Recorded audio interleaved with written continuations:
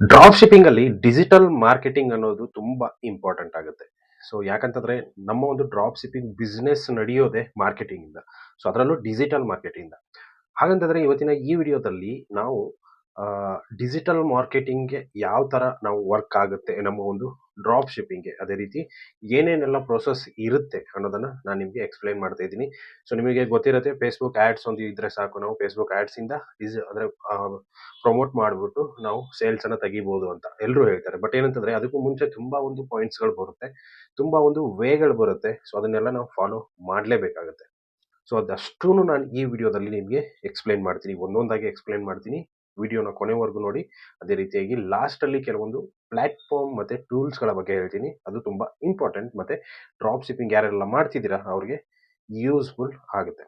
So ಮೊದಲನೇದಾಗಿ ಒಂದೊಂದೇ ನೋಡ್ಕೊಂತ ಹೋಗೋಣ. ಸೊ ಫಸ್ಟ್ ಬರೋದೇನಂತಂದ್ರೆ define your brand and niche. First ಬರೋದೇನಂತಂದ್ರೆ ನಿಮ್ಮ ಒಂದು ಬ್ರಾಂಡ್ ಮತ್ತೆ ನೀಚ್ ಬಗ್ಗೆ ನೀವು ಫಸ್ಟ್ ಥಿಂಕ್ ಮಾಡ್ಕೋಬೇಕಾಗತ್ತೆ. ಸೊ ಏನಂತಂದ್ರೆ ನೀವು ಇವಾಗ ಫಾರ್ ಎಕ್ಸಾಂಪಲ್ ನೀಚ್ ತಗೊಳ್ಳೋಣ. So focus a specific audience. So ನಿಮ್ಗೆ ಏನಂತಂದ್ರೆ ಇವಾಗ ಒಂದು ಸ್ಟೋರ್ ಕ್ರಿಯೇಟ್ ಮಾಡ್ತೀರಾ ಅಂತಂದ್ರೆ ಅದರಲ್ಲಿ ಎಲ್ಲಾ ಪ್ರಾಡಕ್ಟ್ಸ್‌ಗಳನ್ನು ನೀವು ಹಾಕಕ್ಕಾಗಲ್ಲ, ಹಾಕ್ಬಾರ್ದು ಕೂಡ. ಸೊ ಫಸ್ಟ್ ಸ್ಟಾರ್ಟಿಂಗ್ ಅಲ್ಲಿ ನೀವೇನ್ ಮಾಡ್ಬೇಕಂತಂದ್ರೆ ಒಂದೇ ಒಂದು ಇಂಟ್ರೆಸ್ಟ್ ಇರುವಂತ ಅಂದ್ರೆ ಸ್ಪೆಸಿಫಿಕ್ ಇರುವಂತ ಆಡಿಯನ್ಸ್ ಅನ್ನ ನೀವು ಇದ್ ಮಾಡ್ಬೇಕು. ಎಕ್ಸಾಂಪಲ್ ಏನ್ ಹೇಳೋದಂತಂದ್ರೆ ಹೋಮ್ ಪ್ರಾಡಕ್ಟ್ ಆಗಿರ್ಬೋದು, ಪೆಟ್ ಆಕ್ಸೆಸರೀಸ್ ಆಗಿರ್ಬೋದು, ಇಲ್ಲ ಅಂತಂದ್ರೆ ಟೆಕ್ ಗ್ಯಾಜೆಟ್ಸ್ ಆಗಿರ್ಬೋದು. ಸೊ ಈ ತರ ನೀವು ಸ್ಪೆಸಿಫಿಕ್ ಆಗಿ ಒಂದೇ ಒಂದು ಆಡಿಯನ್ಸ್ ಅನ್ನ ಟಾರ್ಗೆಟ್ ಮಾಡಬೇಕಾಗುತ್ತೆ. Next brand identity. ಇವಾಗ ಏನಂತಂದ್ರೆ ಬ್ರಾಂಡ್ ಐಡೆಂಟಿಟಿಯಲ್ಲಿ ಏನ್ ಬರುತ್ತಂತಂದ್ರೆ ಕಲರ್ಸ್ ಬರುತ್ತೆ, ಟೋನ್ ಬರುತ್ತೆ, ಲೋಗೋ ಬರುತ್ತೆ, ಮತ್ತೆ ಯುನಿಕ್ ಸೆಲ್ಲಿಂಗ್ ಕಾರ್ಪೊರೇಷನ್ ಅಂತ ಬರುತ್ತೆ, USP. ಸೊ ಇದೆಲ್ಲ ನೀವು ಮಾಡಬೇಕಾಗುತ್ತೆ. ಸೊ ನಿಮ್ದೇ ಆದ ಒಂದು ಕಲರ್ ಆಗಿರ್ಬೋದು, ಲೋಗೋ ಆಗಿರ್ಬೋದು, ಟೋನ್ ಆಗಿರ್ಬೋದು, ಇದನ್ನೆಲ್ಲ ನೀವು ಸೆಟ್ ಮಾಡಬೇಕಾಗುತ್ತೆ. ನೆಕ್ಸ್ಟ್ ಅದಾದ ಮೇಲೆ ಬರೋದು ಏನಂತಂದ್ರೆ ಎರಡನೇ point optimise your store. Store ಅನ್ನ ನೀವು ಆಪ್ಟಿಮೈಸ್ ಮಾಡಬೇಕಾಗುತ್ತೆ. ಸೊ ಅದರಲ್ಲಿ ಕೆಲವೊಂದು ಪಾಯಿಂಟ್ಸ್ ಬರುತ್ತೆ. ಆ ಪಾಯಿಂಟ್ಸ್‌ಗಳನ್ನ ನಾನು ನಿಮ್ಗೂ ಹೇಳ್ತೀನಿ. ಫಸ್ಟ್ ಬರೋದು ಏನಂತಂದ್ರೆ ಫಾಸ್ಟ್ ಅಂಡ್ ಮೊಬೈಲ್ ಫ್ರೆಂಡ್ಲಿ. ಇದೇನಂತಂದ್ರೆ ಎಲ್ಲದಕ್ಕೂ ಯೂಸ್ ಆಗೋದು. ಯಾಕಂತಂದ್ರೆ ಯಾರು ಕಂಪ್ಯೂಟರ್ ಮುಂದೆ ಕೂತ್ಕೊಂಡು ಡ್ರಾಪ್ ಶಿಪ್ಪಿಂಗ್ ಅಥವಾ ಪ್ರಾಡಕ್ಟ್‌ಗಳನ್ನ ಹುಡುಕಲ್ಲ. ಹುಡುಕ್ತಾರೆ ಇಲ್ಲ ಅಂತಲ್ಲ. ಬಟ್ ಎಲ್ಲರೂ ಹುಡುಕಲ್ಲ. ಫಸ್ಟ್ ಬರೋದು ಏನಂತಂದ್ರೆ ಮೊಬೈಲಲ್ಲೇ ಫಸ್ಟ್ ಅವ್ರು ನೋಡೋದು. ಸೊ ಅದಕ್ಕೋಸ್ಕರ ನಿಮ್ಮ ಸ್ಟೋರ್ ಏನಿರಬೇಕು ಮೊಬೈಲ್ ಫ್ರೆಂಡ್ಲಿ ಕಂಪಲ್ಸರಿಯಾಗಿ ಇರಬೇಕು. ನೆಕ್ಸ್ಟು ಅದರಲ್ಲಿ ವಿಜುವಲ್ ಪರ್ಸ್ಪೆಕ್ಟಿವ್ ಅಂತ ಬರುತ್ತೆ. ನಿಮ್ಗೆ ಹೈ ಕ್ವಾಲಿಟಿ ಇಮೇಜಸ್ ಮತ್ತೆ ವಿಡಿಯೋಸ್ ಇರಬೇಕು. ಪ್ರಾಡಕ್ಟ್‌ದು ಒಂದು ಇಮೇಜಸ್ ಏನ್ ಬರುತ್ತೆ ಹೈ ಕ್ವಾಲಿಟಿಯಲ್ಲಿ ಇರಬೇಕಾಗುತ್ತೆ. ವಿಡಿಯೋಸ್ ಕೂಡ ಅದೇ ರೀತಿಯಾಗಿ ಇರಬೇಕಾಗತ್ತೆ. ಅದಾದ್ಮೇಲೆ ನೆಕ್ಸ್ಟ್ ಬರೋದೇನಂತಂದ್ರೆ paid advertising, the fastest growth channel. ನಾವು ಮಾಡಬೇಕಾಗಿರೋದು ನೆಕ್ಸ್ಟ್ ಏನಂತಂದ್ರೆ ಪೇಯ್ಡ್ ಅಡ್ವರ್ಟೈಸ್ಮೆಂಟ್. ನಾವೇನ್ ಮಾಡ್ತೀವಿ ಅಂತಂದ್ರೆ ಹೆಂಗೋ ಒಂದು ಸ್ಟೋರ್ ಕ್ರಿಯೇಟ್ ಮಾಡ್ಕೋತೀವಿ. ಯಾವುದೋ ಒಂದು ಪ್ರಾಡಕ್ಟ್ ಹಾಕೊಂಡು ಸ್ಟಾರ್ಟ್ ಮಾಡ್ಬಿಡ್ತೀವಿ. ಬಟ್ ಅದಲ್ಲ, ನಾವು ಅಡ್ವರ್ಟೈಸ್ಮೆಂಟ್ ರನ್ ಮಾಡೋದಕ್ಕೂ ಮುಂಚೆ ಏನ್ ಮಾಡ್ಬೇಕಪ್ಪ ಅಂತಂದ್ರೆ ಆ ಪಾಯಿಂಟ್ಸ್‌ಗಳು ಏನೇನಿದೆ ಅವಾಗ್ಲೇ ಹೇಳಿದ್ನಲ್ಲ ಅದನ್ನೆಲ್ಲ ನೀವು ಮ್ಯಾನೇಜ್ ಮಾಡ್ಕೊಂಡು, ಸೆಟ್ ಮಾಡ್ಕೊಂಡು ಆಮೇಲೆ ಆಡ್ಸ್ ಅನ್ನ ರನ್ ಮಾಡಬೇಕಾಗತ್ತೆ. ಸೊ ಬರೋದು ಏನಂತಂದ್ರೆ ಕೆಲವೊಂದು ಆಡ್ಸ್‌ಗಳು ಬರುತ್ತೆ. ಅದ್ರ ಬಗ್ಗೆ ಎಕ್ಸ್‌ಪ್ಲೇನ್ ಮಾಡ್ತೀನಿ. ಫಸ್ಟ್ ಬರೋದು ಮೆಟಾ ಆಡ್ಸ್. ಫೇಸ್‌ಬುಕ್ ಮತ್ತೆ ಇನ್‌ಸ್ಟಾಗ್ರಾಮ್ ಅಲ್ಲಿ. ಏನಂತಂದ್ರೆ ನೀವು ಇದರಲ್ಲಿ ಈಸಿಯಾಗಿ ಆಡ್ಸ್ ಅನ್ನ ರನ್ ಮಾಡ್ಬೋದು. ಆಡ್ಸ್ ಅನ್ನ ಯಾವ ತರ ರನ್ ಮಾಡೋದು, ಯಾವ ತರ ಟಾರ್ಗೆಟಿಂಗ್ ಮಾಡೋದು, ಯಾವ ತರ ಆಹ್, ಎಲ್ಲಾನು ಕಂಪ್ಲೀಟ್ ಆಗಿ ನಾನು ಎಕ್ಸ್‌ಪ್ಲೇನ್ ಮಾಡಿದ್ದೀನಿ ಲಾಸ್ಟ್ ವಿಡಿಯೋಸ್‌ಗಳಲ್ಲಿ. ಬೇಕಂದ್ರೆ ಹೋಗ್ಬಿಟ್ಟು ನೋಡ್ಬೋದು. ನೆಕ್ಸ್ಟ್ ಬರೋದು ಟಿಕ್‌ಟಾಕ್ ಆಡ್ಸ್. ಸೊ ನೀವೇನಾದ್ರೂ ಇಂಟರ್ನ್ಯಾಷನಲ್ ಡ್ರಾಪ್ ಶಿಪ್ಪಿಂಗ್ ಮಾಡ್ತಿದ್ದೀರಾ ಅಂತಂದ್ರೆ ಇದು ಯೂಸ್ ಆಗತ್ತೆ. ಇಲ್ಲ ಅಂತಂದ್ರೆ ಅವಶ್ಯಕತೆ ಬರಲ್ಲ. Next Google ads. ಶಾಪಿಂಗ್ ಆಡ್ಸ್‌ಗಳನ್ನ ನೀವು ಹಾಕ್ಬೋದು ಇದರಲ್ಲಿ. ಅದೇ ರೀತಿ ಸರ್ಚ್ ಆಡ್ಸ್‌ನ ಕೂಡ ಹಾಕ್ಬೋದು. ಡಿಸ್‌ಪ್ಲೇ ಆಡ್ಸ್ ಕೂಡ ನೀವು ಹಾಕ್ಬೋದು. ಸೊ ನಿಮ್ಮ ಒಂದು ಬ್ರ್ಯಾಂಡ್ ಸ್ವಲ್ಪ ಜಾಸ್ತಿ ರೀಚ್ ಆಗ್ಲಿ ಅನ್ನೋ ತರ ಇತ್ತಪ್ಪ ಅಂತಂದ್ರೆ ನೀವು ಗೂಗಲ್ ಆಡ್ಸ್ ಅಲ್ಲೂ ಕೂಡ ನೀವು ಆಡ್ಸ್ ಅನ್ನ ರನ್ ಮಾಡ್ಬೋದು. Next organic marketing. ನಮ್ಗೆ ಪೇಡ್ ಮಾಡೋದಕ್ಕೆ ದುಡ್ಡಿಲ್ಲ. ನಾವು ಆರ್ಗಾನಿಕ್ ಆಗೇ ಮಾಡ್ತೀವಿ ಅಂತಂದ್ರೆ ಇದು ಬರುತ್ತೆ. SEO, search engine optimisation. ನೀವೇನ್ ಮಾಡ್ಬೇಕಂತಂದ್ರೆ ನಿಮ್ಮ ಒಂದು ಪ್ರಾಡಕ್ಟ್ ಅನ್ನ ಆಪ್ಟಿಮೈಸ್ ಮಾಡಬೇಕಾಗುತ್ತೆ. ಏನಂತಂದ್ರೆ ಟೈಟಲ್ಸ್ ಆಗಿರ್ಬೋದು, ಡಿಸ್ಕ್ರಿಪ್ಷನ್ಸ್ ಆಗಿರ್ಬೋದು, ಅದೇ ರೀತಿ ಬ್ಲಾಗ್ ಪೋಸ್ಟ್ ಫಾರ್ ಕೀವರ್ಡ್ಸ್.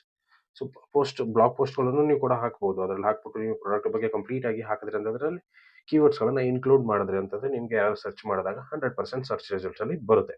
ಅದಾದ್ಮೇಲೆ use content marketing. So content marketing ಕೂಡ ತುಂಬಾ ಇಂಪಾರ್ಟೆಂಟ್. ಯಾಕಂತಂದ್ರೆ ನಾವು ಒಳ್ಳೆ ಟ್ರಾಫಿಕ್ ಅನ್ನ ಅದರಲ್ಲಿ ತಗೋಬಹುದು. Next social media marketing. Post consistently on Instagram, TikTok and Pinterest. ಕನ್ಸಿಸ್ಟೆನ್ಸಿಯಾಗಿ ಅಪ್ಲೋಡ್ ಮಾಡ್ತಾ ಇರಿ ಫೇಸ್‌ಬುಕ್ಕಲ್ಲಿ, ಇನ್‌ಸ್ಟಾಗ್ರಾಮಲ್ಲಿ, ಟಿಕ್‌ಟಾಕಲ್ಲಿ. ಅದಾದ ಮೇಲೆ ah, share product demos, tutorials and customer reviews. So ನಿಮ್ಮ ಒಂದು ಸೋಷಿಯಲ್ ಮೀಡಿಯಾದಲ್ಲಿ ಏನ್ ಮಾಡಿ ಅಂದ್ರೆ ಪ್ರಾಡಕ್ಟ್ ಡೆಮೋನ ಹಾಕಿ, ಅದೇ ರೀತಿಯಾಗಿ ಟ್ಯುಟೋರಿಯಲ್ಸ್‌ನ ಕೂಡ ಹಾಕ್ಬೋದು, ಕಸ್ಟಮರ್ ರಿವ್ಯೂಸ್ ಕೂಡ ನೀವು ಹಾಕ್ಬೋದು. Partner with micro influencers for authentic expose. So ನೀವು ಬೇರೆ ಒಂದು ಚಿಕ್ಕ ಒಂದು ಇನ್ಫ್ಲುಯೆನ್ಸರ್ಸ್ ಇರ್ತಾರಲ್ಲ, ಸೊ ಅವ್ರ ಜೊತೆಗೆ ಸೇರಿಕೊಂಡು ನೀವು ಇದ್ರ ಬಗ್ಗೆ ಮಾತಾಡ್ಬೋದು. ನೆಕ್ಸ್ಟ್ ಇಮೇಲ್ ಮಾರ್ಕೆಟಿಂಗ್ ಬರುತ್ತೆ.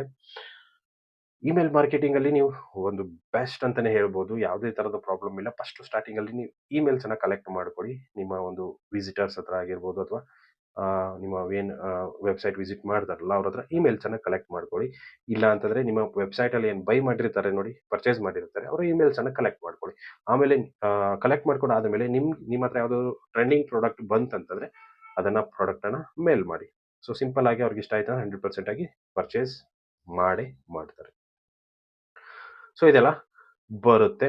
ಅದಾದ ಮೇಲೆ ನೀವೇನು ಮಾಡಬೇಕಪ್ಪ ಅಂತಂದರೆ ಕಸ್ಟಮರ್ ರಿಟೆನ್ಸನ್ನು ಗ್ರ್ಯಾಬ್ ಮಾಡಬೇಕಾಗತ್ತೆ. ಯಾವ ಥರ ರೆಫರಲ್ ಪ್ರೋಗ್ರಾಮ್ಸ್ಗಳನ್ನು ಮಾಡಬೇಕಾಗತ್ತೆ, ಥ್ಯಾಂಕ್ ಯು ಇಮೇಲ್ಸ್ಗಳನ್ನು ಹಾಕ್ಬೋದು, ಅದೇ ರೀತಿಯಾಗಿ ಡಿಸ್ಕೌಂಟ್ಸ್ಗಳನ್ನು ಕೂಡ ನೀವು ಮಾಡ್ಬೋದು. ಸೊ ಅದರಿಂದ ಏನಾಗುತ್ತೆ, ಕಸ್ಟಮರ್ ರಿಟೆನ್ಷನ್ ಬೆಳೆಯುತ್ತೆ.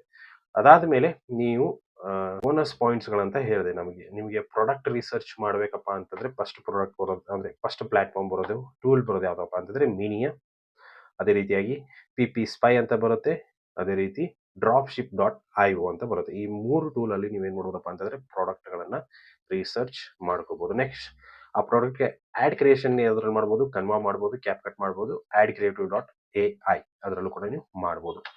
ಅದಾದ ಮೇಲೆ ಇದಿಷ್ಟು ಟೂಲ್ಸ್ಗಳು ಬರುತ್ತೆ. ಸೊ ಸಿಂಪಲ್ ನಿಮಗೆ ಹೇಳ್ದಂಗೆ ನೀವು ಇದನ್ನ ಫಾಲೋ ಮಾಡಿದ್ರಿ ಅಂತಂದರೆ ನಿಮ್ಮ ಈ ಒಂದು ಮಾರ್ಕೆಟಿಂಗ್ ಏನಿರುತ್ತೆ, ಸೊ ಮಾರ್ಕೆಟಿಂಗಲ್ಲಿ ನೀವು ಈಸಿಯಾಗಿ ನಿಮ್ಮ ಪ್ರಾಡಕ್ಟ್ಸ್ಗಳನ್ನು ಹಾಕ್ಬೋದು. ಸೊ ಫೇಸ್ಬುಕ್ಕಲ್ಲಿ ನಾವು ಹಾಕಲೇಬೇಕು ಅಂದರೆ ಮೆಟಾ ಆ್ಯಡ್ಸ್ಗಳನ್ನು ನಾವು ಮಾಡಲೇಬೇಕು ಕಂಪಲ್ಸರಿಯಾಗಿ. ಯಾವ ಥರ ಮಾಡೋದು ಅಂತ ಪ್ರಾಕ್ಟಿಕಲಿ ನಾನು ನಿಮಗೆ ತೋರಿಸಿದ್ದೀನಿ ಆಲ್ರೆಡಿ. ಸೊ ತಿರ್ಗಾ ತೋರಿಸೋ ಅವಶ್ಯಕತೆ ಇಲ್ಲ ಅಂತ ನನ್ನ ಅನಿಸಿಕೆ.